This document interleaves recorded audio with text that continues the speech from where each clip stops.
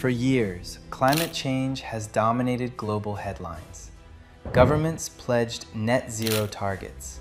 Corporations promised carbon neutrality. Billions, even trillions, were allocated toward green transitions.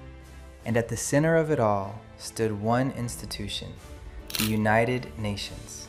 But recently, a new narrative has gained traction online and in political circles, that the UN climate hoax is finally over, that the climate agenda is collapsing, that governments are quietly backing away from aggressive policies, that public trust is eroding.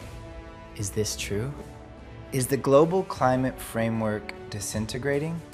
Or are we witnessing political fatigue, economic pressure, and policy recalibration, not collapse? Tonight, we break it all down. Section 1. How the UN climate framework was built. The modern global climate architecture did not appear overnight. It evolved over decades.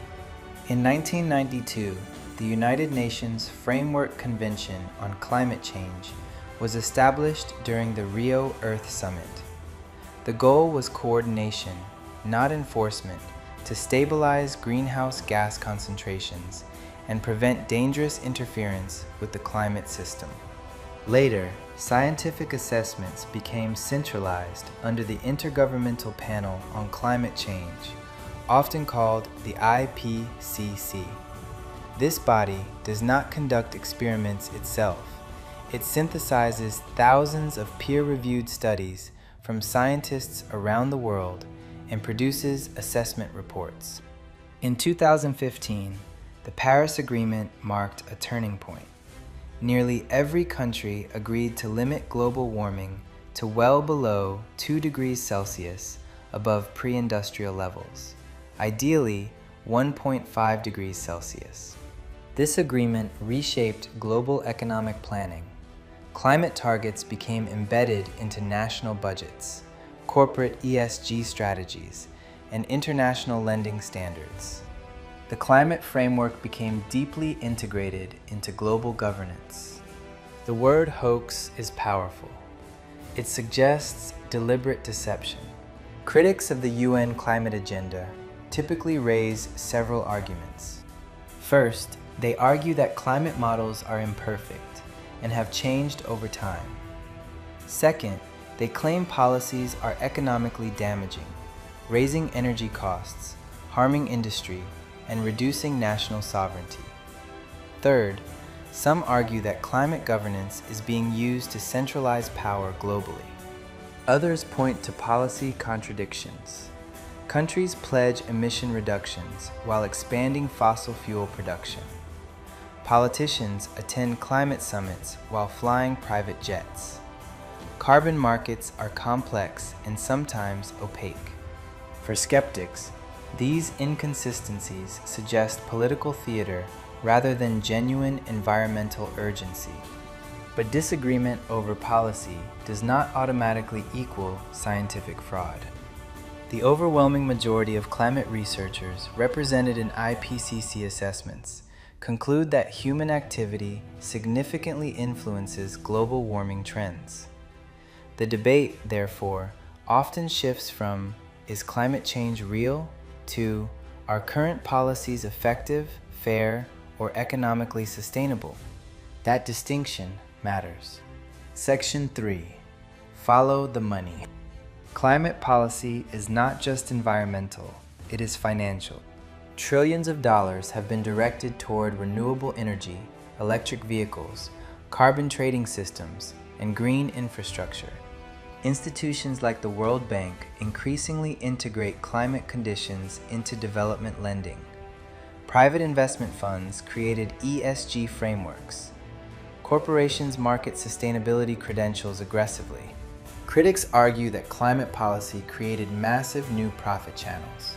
Subsidies flowed into solar and wind industries. Carbon credit markets generated speculative trading opportunities.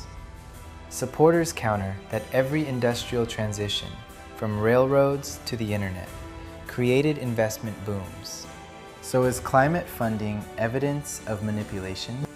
or evidence of economic transition? The answer depends largely on political worldview.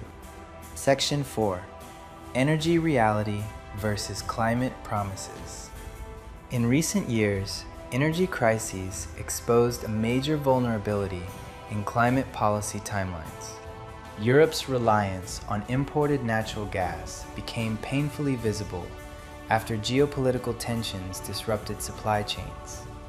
Countries that had reduced fossil fuel investment found themselves scrambling for alternatives. Some governments quietly reopened coal plants. Others extended nuclear plant lifespans. This created a perception that climate commitments were flexible when politically inconvenient. But energy transitions are rarely linear. Historically, new energy sources supplement old ones before replacing them. The Industrial Revolution, the Bretton Woods financial order evolved, but did not vanish instantly. Trade globalization slowed, but did not fully reverse. Climate governance may follow a similar path, adjustment rather than annihilation. The real question is not whether the UN climate agenda is over. The real question is whether it can adapt to economic stress, geopolitical fragmentation, and voter backlash without losing credibility. Conclusion: over or transforming? So, is the UN climate hoax finally over?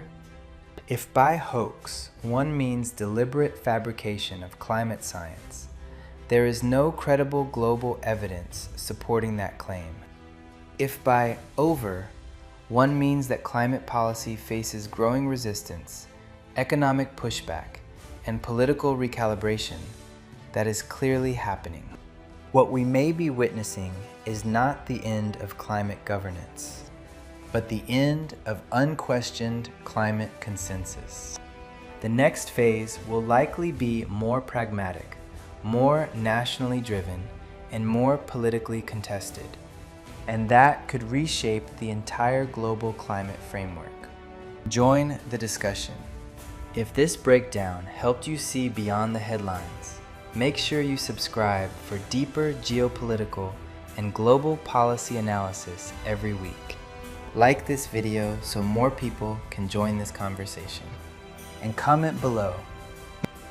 Do you believe global climate governance is collapsing or simply evolving under pressure? Because understanding global systems isn't about slogans. It's about separating narrative from reality. And the story is still unfolding. I'll see you in the next one.